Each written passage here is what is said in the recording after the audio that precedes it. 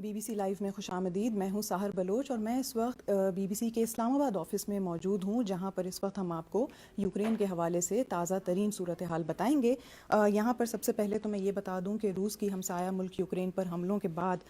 فوجی کارروائی جو ہوئی تھی وہ 5ویں روز میں شامل ہو چکی ہے, داخل ہو چکی ہے, اور اس وقت خارکیو اور کییو سے دھماکوں کی آواز سنی گئی ہیں. کییو میں آج جو ہے وہ کرفیو ہٹا دیا گیا ہے. اس حوالے سے ہم نے اپنا جو فیس بک جو BBC کا پیج ہے وہ بھی اپڈیٹ کیا ہے, اور ہم گاہے بگاہے اس کو اپڈیٹ بھی کیے جا رہے ہیں. یہاں پر جو اس وقت صورتحال ہے وہ یہ ہے کہ کینیڈا کی یوکرین کے لیے 25 ملین کینیڈین ڈالر کی امداد کی بات کی گئی ہے. دوسری جانب اسی طرح جو آپ کی اقوام متحدہ ہے ان کی جنرل اسمبلی کا خصوصی اجلاس آج طلب کیا گیا ہے, جس میں 193 ممبر ممالک ہیں اس میں شامل ہوں گے. یہاں پر میں یہ بھی بتا دوں کہ یوکرینی فوج کے لیے جو اتوار کا روز تھا وہ خاصا مشکل ثابت ہوا, کیونکہ روسی افواج ہر طرف سے حملہ آور ہیں. اور یہاں پر ایک جو سب سے بڑا سوال ہے وہ یہی کیا جا رہا ہے کہ یوکرین جو ہے وہ روس کا ہدف کیوں ہے. یوکرین جو ہے ایک طرف سے یورپی یونین اور دوسری طرف روس سے اس کی سرحدیں ملتی ہیں, اور روس کے ساتھ یہ سرحد ملنے کی وجہ سے وہاں پر روسی زبان بہت ہی زیادہ فراوانی کے ساتھ بھی لوگ بولتے ہیں. ثقافتی اور سماجی وہاں پر کافی ہم آہنگی بھی پہلے رہا کرتی تھی, لیکن 2014 میں روس کی طرف سے اس ملک پر حملہ ہونے کے بعد معاملات کافی کشیدگی کی طرف بڑھ چکے ہیں, اور اس کے بعد سے اب یہ حالات ہو چکے ہیں کہ دنیا بھر سے مختلف ممالک اس بارے میں بات بھی کر رہے ہیں اور کہہ رہے ہیں خاص طور سے روس کو کہ وہ کسی بھی قسم سے جارحیت کی طرف نہ جائے. کل ایک بہت بڑی خبر یہ بھی آئی تھی کہ نیوکلیئر حملہ ہونے کا خطرہ ہے, اور اس حوالے سے جتنے بھی ممالک ہیں, ممبر ممالک ہیں اقوام متحدہ کے, انہوں نے بھی کافی زیادہ اس حوالے سے تلقین کی ہے.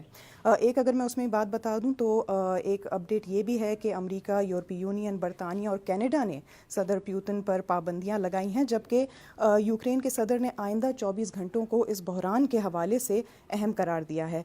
یورپی یونین نے یوکرین کو ہتھیار فراہم کرنے کا ایک غیر معمولی فیصلہ بھی کیا ہے, اور یہاں پر جو معاملات ہیں وہ مزید جو ہے کشیدگی کی طرف جاتے ہوئے نظر آ رہے ہیں, لیکن ساتھ ساتھ جو ہے نیگوسیشنز پر بھی, یعنی بات چیت کے ذریعے معاملات کو حل کرنے کی باتیں بھی کی جا رہی ہیں.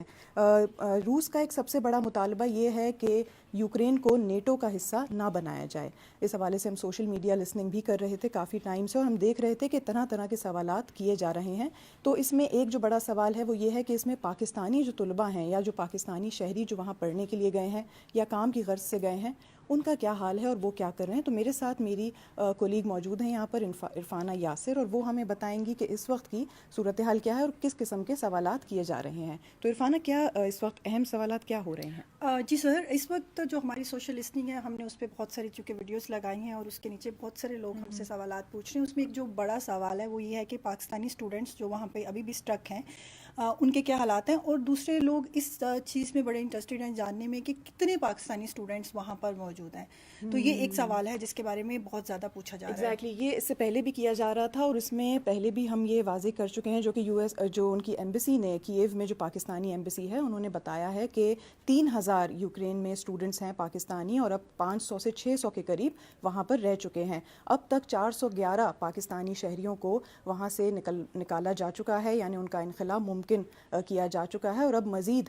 جو ہے 21 اسٹوڈنٹس کہا گیا ہے, 21 اسٹوڈنٹس تو نہیں لیکن 21 پاکستانی شہری اب واپس جو ہے پاکستان کی طرف آ رہے ہیں. سب سے زیادہ جو لوگوں کو لے کر گئے ہیں وہ پولینڈ کی طرف لے کے گئے ہیں سب, کیونکہ ویسٹرن طرف وہی آتا ہے, مغربی جانب وہی آتا ہے, اور اس میں یہی کہا جا رہا ہے کہ جو سب سے حفاظتی مقام اس وقت ٹرنوپل اور لویو ہے, جہاں پہ زیادہ تر طلباء کو بھی اور شہریوں کو بھی ادھر پہنچنے کی بات کی گئی ہے. اس کے علاوہ ہم نے کافی اپڈیٹ بھی کیے ہیں اسٹوڈنٹس کے حوالے سے, جو وہاں پر ہمیں اپنے آنکھوں دیکھی باتیں بھی بتا رہے ہیں, جو وہاں کا صورتحال ہے وہ بھی بتا رہے ہیں. اس پر کس قسم کی انگیجمنٹ آ رہی ہے, کیا سوالات وہاں آ رہے ہیں؟ بالکل سر, چونکہ ہمارے اپنے سوشل میڈیا پلیٹ فارمز پر ہم نے وہاں پہ جو اسٹوڈنٹس ہیں وہ کس طرح کی زندگی گزار رہے ہیں اور ان پر کیا بیت رہی ہے, اس طرح کی ویڈیوز ہمارے آلریڈی پیجز پر ہیں, اور اگر وہ لوگ دیکھنا چاہتے ہیں تو بالکل ہمارے پیجز وزٹ کر سکتے ہیں.